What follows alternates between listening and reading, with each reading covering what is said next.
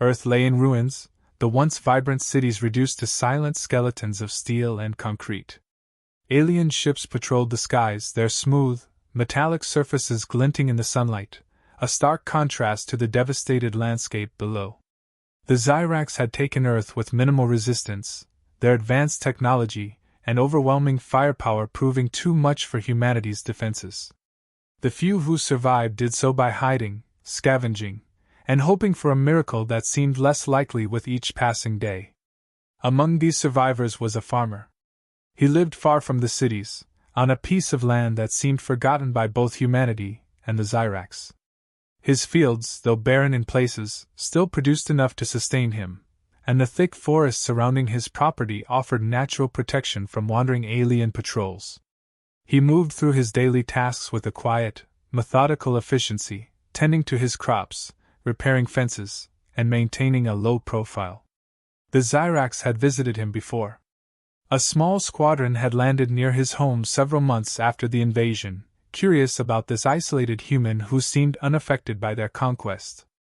The soldiers, towering figures encased in sleek, dark armor, had mocked him. They sneered at his simple lifestyle, asking him in their harsh, guttural language if he still believed in hope, if he still thought that planting crops could somehow turn the tide of war. The farmer, unfazed by their taunts, had offered no response other than a slight, knowing smile. To the Zyrax, he was just a relic, a holdout from a defeated species. They saw no threat in him, no reason to waste resources monitoring his activities.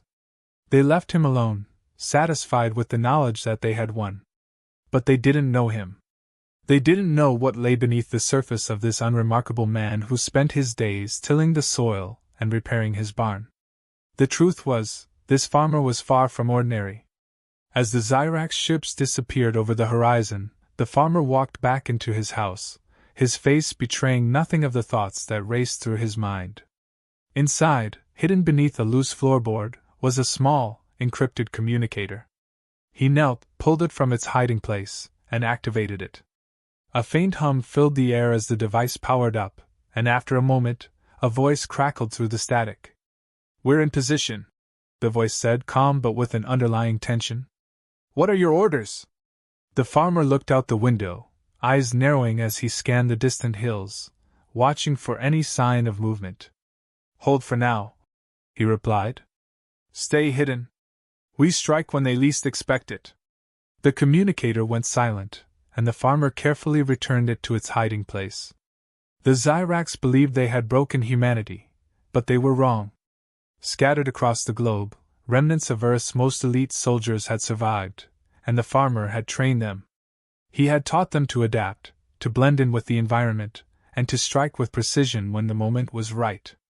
Under his guidance, these soldiers had become Earth's last hope, a deadly, invisible force prepared to wage war against their alien oppressors. The farmer stood and walked out into the fields once more, his face calm, his movements unhurried. To anyone watching, he was nothing more than a man going about his business, tending to his crops as if the world hadn't fallen apart. But there was something in the way he moved, an economy of motion, a quiet confidence that belied his true nature. This was a man who had seen war, who had fought on battlefields far from the comfort of home. He had led troops into impossible situations and had come out victorious. And now, he was preparing to do it again. The Zyrax might have the advantage in numbers and technology, but they were arrogant. They underestimated the resilience of the human spirit, the capacity for survival in the face of overwhelming odds. They saw the farmer's quiet existence as a sign of defeat, a confirmation of their dominance.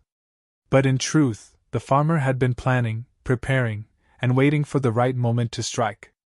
As the sun began to set, casting long shadows across the fields, the farmer looked toward the horizon. The time was coming. Soon, the Zyrax would realize their mistake. Soon, they would understand that Earth's last defenders had not been broken, but were lying in wait, ready to fight back. For now, though, he would play his part, keep his head down, and let the invaders believe they had won. But when the moment came, they would learn that the man they had scoffed at, the man they had dismissed as nothing more than a farmer, had trained the most lethal soldiers Earth had ever known. And they would regret it. The farmer moved silently through the thick underbrush, his senses attuned to every rustle, every faint sound carried by the wind. Around him, the forest was alive, not with the sounds of wildlife but with the quiet presence of his soldiers. Hidden within the trees, beneath the forest floor, and behind the natural camouflage of rocks and foliage, they waited, silent, disciplined, and lethal. These men and women, once scattered survivors of Earth's great downfall, were now united under the farmer's guidance. Their training had been grueling, pushing them to the limits of human endurance. The farmer had shown them how to use the terrain as their weapon, to make the very earth beneath their feet their ally. These soldiers knew every inch of the surrounding land, the hidden paths, the natural traps, the water sources that could sustain them while remaining hidden from the Zyrax. They had become shadows, moving in silence, impossible to track.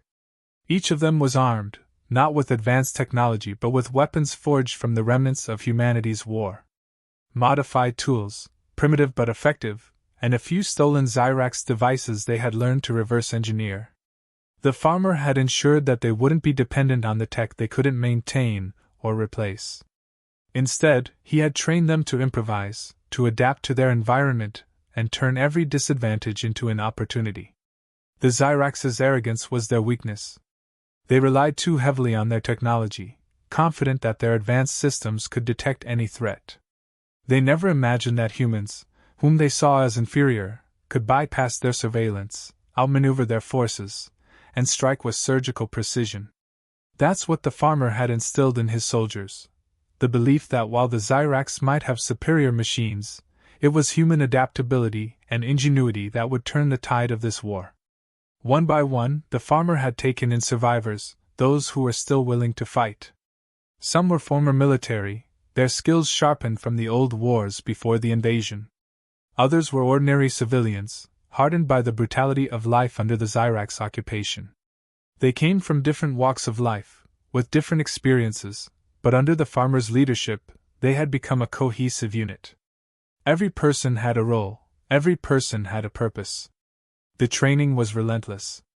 The soldiers learned to move without leaving a trace, to strike and then disappear into the wilderness before the Zyrax could respond. The farmer taught them to think like hunters, to be patient and wait for the perfect moment to attack. It wasn't about overwhelming the enemy. It was about precision, about making every strike count. They had learned the Zyrax's weaknesses, how their armor had blind spots, how their drones operated on predictable patterns. The farmer had drilled them in this knowledge until it became instinctive. At night, when the alien patrols were least active, the soldiers would practice, moving silently through the dark, navigating by the stars and the natural landmarks of the land. The farmer had taught them how to read the terrain like a map, how to move in ways that even the Zyrax's thermal scanners couldn't detect. It wasn't just about fighting, it was about survival, about outlasting the invaders. And now, as the Zyrax grew complacent in their control over Earth, the rebellion was preparing to strike. The farmer had been planning this for months, coordinating with other pockets of resistance across the globe. Using encrypted communication channels, he sent instructions to his fellow commanders, all of whom had once been part of Earth's military elite. They would all strike at once, in a coordinated assault that would catch the Zyrax off guard. The first phase of the plan was already in motion. The soldiers had been conducting small, targeted raids on Zyrax supply lines and communication outposts. These attacks were designed to be fast, efficient, and unnoticed by the larger Zyrax forces. By the time the Zyrax realized what had happened, the rebels were already gone, disappearing into the landscape as if they had never been there. Supplies were dwindling for the aliens, and their communications were becoming more erratic. The rebellion was making them nervous, and that was exactly what the farmer wanted. But the real strike was yet to come. The farmer had been waiting for the right moment, watching the patterns of the Zyrax's movements, studying their vulnerabilities. His soldiers, too, were waiting, poised to unleash the full force of their training when the signal came. They knew what was at stake, not just their own survival, but the survival of humanity itself. There would be no second chances. If they failed, Earth would remain under Zyrax control forever. The soldiers trusted the farmer implicitly. They had seen firsthand what his leadership had done for them, how his training had transformed them from scattered, desperate survivors into a lethal fighting force. They knew that when the time came, they would be ready. They had the land on their side, they had the element of surprise, and most importantly, they had something the Zyrax could never understand: hope. The Zyrax believed that humanity was broken, that the scattered remnants of Earth's population were nothing more than a nuisance to be crushed underfoot. But the farmer knew better. He had seen the strength that came from adversity, the resilience that had been forged in the fires of destruction. He had seen the look in his soldiers' eyes, determined, fierce, unyielding. The Zyrax might have the technology, but humanity had the will to survive. As the farmer moved through the forest, his mind was already on the next phase of the operation. The time was coming when the rebellion would no longer be able to hide. Soon, they would need to face the Zyrax head-on, to show them that humanity was not defeated, that the fight was far from over. And when that time came, the farmer and his soldiers would be ready. The Zyrax thought they had won. But in the shadows, in the forests and mountains and hidden valleys of Earth, a new kind of soldier was being born. A soldier trained not just to survive, but to fight back. And under the farmer's guidance, they would be Earth's last, best hope for freedom. The first strike came like a whisper, swift and devastating. In the dead of night, the Zyrax supply hub deep within their controlled territory went dark. The alien guards, confident in their automated defenses, barely had time to react before the silent figures of the farmer's soldiers descended upon them. Using the tactics they had mastered, the soldiers infiltrated the perimeter, slipping past the alien patrols with ease, their movements a testament to the grueling training they had endured. The attack wasn't about wiping out every alien in the base. That wasn't the goal. The farmer had taught them to focus on the infrastructure, the heart of the enemy's operation. Supply chains, communications, and energy sources, these were the lifeblood of the Zyrax occupation, and tonight, they were severed with surgical precision. Explosions rocked the hub from the inside, carefully placed charges set by the soldiers to cripple the invader's ability to function. In minutes, the base was in chaos, its systems offline, and its defenses shattered. By the time the Zyrax sent reinforcements, the soldiers had already melted back into the night, leaving behind only the smoldering wreckage of what was once a vital outpost. The invaders scrambled to make sense of the attack, but their confusion played right into the farmer's hands.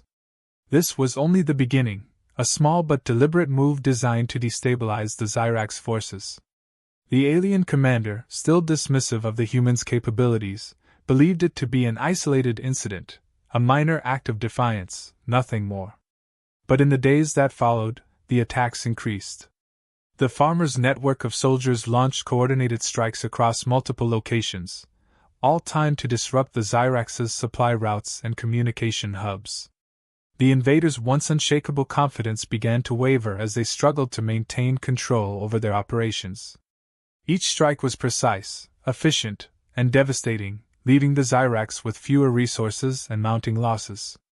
The alien commander, who had once laughed at the idea of a human resistance, was now facing the grim reality that the rebellion was far more organized than he had anticipated.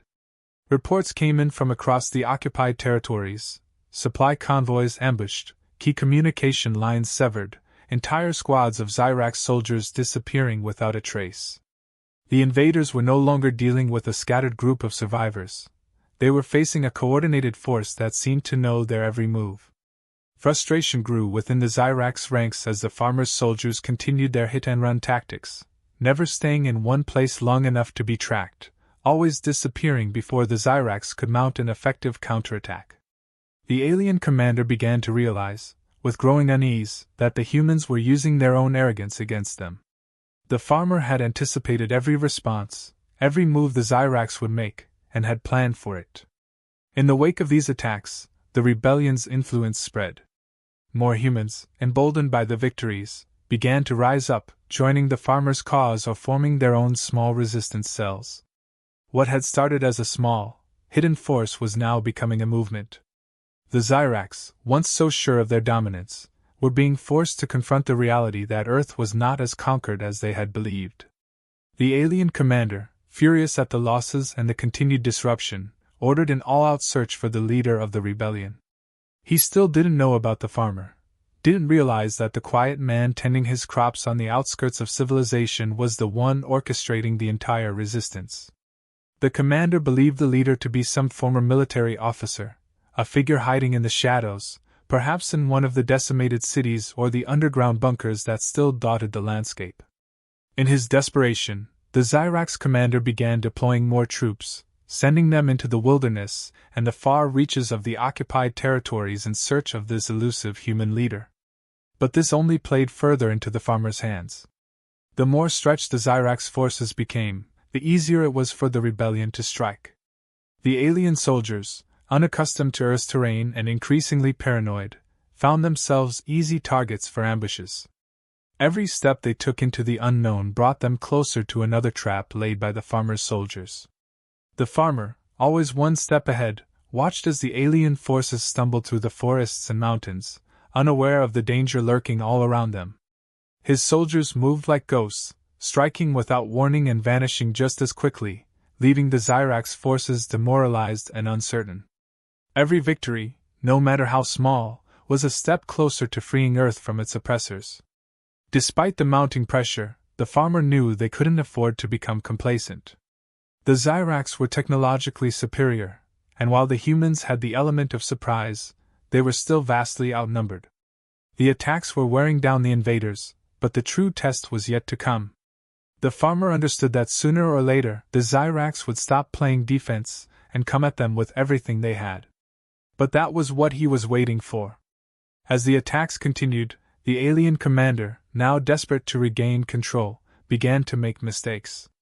In his haste to crush the rebellion, he spread his forces too thin, sending larger units into remote areas, hoping to overwhelm the humans with sheer numbers. But the farmer had anticipated this. He knew the aliens' arrogance would lead them to underestimate the humans yet again. Each time the Zyrax sent out their troops, they were met with ambushes, traps, and a level of resistance they had never expected. The farmer had turned Earth itself into a battlefield, using the planet's natural defenses to outwit the invaders. Rivers were diverted to flood enemy camps, cliffs became deadly traps, and forests served as impenetrable shields for the rebels. Every inch of land the Zyrax thought they controlled was now working against them. The alien commander, once so sure of his victory, now found himself facing the grim reality that the humans were not only surviving but thriving in the chaos. His forces were dwindling, his supply lines cut, and his communication with the Zyrax high command fractured. The farmer's strategy had worked to perfection. He had turned the invaders' own strength into their greatest weakness, exploiting every blind spot, every overreach, and using it to his advantage. But the farmer knew this was just the beginning. The real fight was yet to come. And when it did, the Zyrax would finally understand the price of underestimating the humans they had so casually dismissed. The Zyrax commander stood at the helm of his forces, frustrated, furious, and desperate. His once unshakable confidence had given way to something far more dangerous: panic. The rebellion had spread like wildfire, and no matter how many forces he deployed, no matter how many times he attempted to crush the human insurgents, they always slipped through his grasp. The reports were piling up: ambush patrols, supply lines disrupted, communication towers sabotaged. The humans, who he once believed were broken, had become an unstoppable force. Now, he had a new plan. If the humans wanted to fight a guerrilla war, he would flush them out. He had grown tired of playing defense. Using the resources he had left, he ordered his forces to converge on the farmer's land, still unaware that this quiet, unassuming figure was the architect of his nightmare. The farmer had been overlooked for too long, seen as nothing more than a simple man surviving on the outskirts of civilization. But now, the Zyrax commander saw him as bait, a loose end that could finally lead him to the heart of the rebellion. The farmer was ready. He had always known it would come to this, that eventually, the Zyrax would grow desperate enough to bring the fight directly to him. He had spent months preparing for this moment, quietly laying the groundwork for the final battle. The land around his farm had been transformed into a fortress, though not one the Zyrax could see. Every inch of the terrain had been studied, mapped, and prepared for the inevitable clash. His soldiers were in position, hidden in plain sight, waiting for the signal. When the Zyrax forces arrived, they moved with the precision of a conquering army, confident in their superiority. Their drones hovered overhead, scanning the area for any signs of human activity, while ground troops fanned out, securing the perimeter. But as they advanced toward the farmhouse, the landscape seemed to shift against them. The drones lost signal, their feeds suddenly filled with static. Communication lines went silent.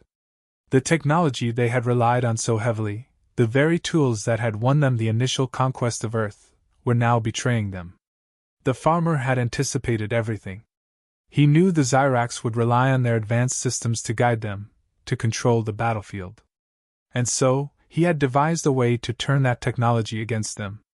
Using the stolen Zyrax devices, his soldiers had created interference that blinded the invaders, leaving them vulnerable and confused. The invaders were stumbling blindly into a carefully orchestrated trap. The first explosion rocked the ground beneath their feet, sending shockwaves through the invading forces. It wasn't a direct attack, it was the beginning of a chain reaction. The charges had been placed with precision, designed to collapse sections of the ground and funnel the Zyrax into areas where the farmers' soldiers lay in wait. One by one, the alien soldiers fell, caught in ambushes they never saw coming. The forest, once an idyllic backdrop to the quiet farm, had become a labyrinth of death for the invaders. The Zyrax commander, realizing too late the extent of the rebellion's preparation, rallied his remaining forces, determined to press forward. He had come this far, he would not retreat. But every step he took brought him closer to the heart of the trap. The farmer had turned the very land against him. The soldiers who had been invisible for so long now emerged, striking with deadly precision, using the guerrilla tactics they had mastered under the farmer's training. As the Zyrax troops fell around him, the commander finally understood what he had missed. This wasn't just some isolated group of survivors fighting for scraps. This wasn't a disorganized resistance, clinging to hope. This was a coordinated, calculated assault led by someone who had planned every move down to the smallest detail. And that someone was the man he had scoffed at, the farmer he had dismissed as irrelevant. The farmer, standing at the edge of the battlefield, watched as his soldiers executed the plan perfectly. There was no need for him to join the fight. His presence was felt in every move his soldiers made, in every trap that was sprung. He had taught them well, given them the tools they needed to defeat an enemy far more powerful than themselves. And now, that enemy was crumbling. The commander, now isolated and cut off from his remaining forces, faced the bitter truth. He had lost. His arrogance, his belief in the superiority of his species, had blinded him to the reality of the situation. The humans, with their primitive technology and their inferior numbers, had outsmarted him. He looked around at the carnage, the bodies of his soldiers lying broken on the ground, and realized that the man he had mocked, the man he had dismissed as nothing more than a farmer, had been his undoing. In a final act of desperation, the commander tried to retreat, to regroup with what little forces he had left. But it was too late. The farmer's soldiers closed in, surrounding him, cutting off any path of escape. The battle was over, and the Zyrax had lost. As the last of the Zyrax forces fell, the silence of victory settled over the battlefield. The farmer's soldiers, battle-worn but triumphant, emerged from their positions, gathering around the man who had led them to victory. The farmer, as calm as ever, gave a small nod of approval, acknowledging their success. But there was no celebration, no triumphant cheers. They knew this victory, while significant, was only one battle in a much larger war. The Zyrax had been driven from this part of Earth, but the fight for humanity's survival was far from over. The invaders still held vast territories, and their forces, though weakened, were far from defeated. The farmer knew that this victory would send a message, not just to the Zyrax but to the rest of humanity. It was a reminder that Earth was not conquered, that as long as there were those willing to fight, there was hope. The Zyrax commander, defeated and humiliated, was taken prisoner. His arrogance had been his downfall, but in his defeat, he had unwittingly given humanity its greatest advantage. The knowledge the farmer's soldiers would gain from interrogating him would help turn the tide of the war. The rebellion, once a hidden force operating in the shadows, had now revealed itself as a true threat to the Zyrax Empire. The farmer, as always, remained in the background, never seeking recognition or glory. His purpose had never been about revenge or personal gain. He had trained his soldiers not for himself, but for humanity's survival. As the sun began to rise over the battlefield, casting long shadows across the land, he looked out over the remnants of the battle with quiet resolve. This was just the beginning. The war for Earth's freedom would continue, but now, thanks to the farmer and the soldiers he had trained, humanity had a fighting chance. And that was all they needed.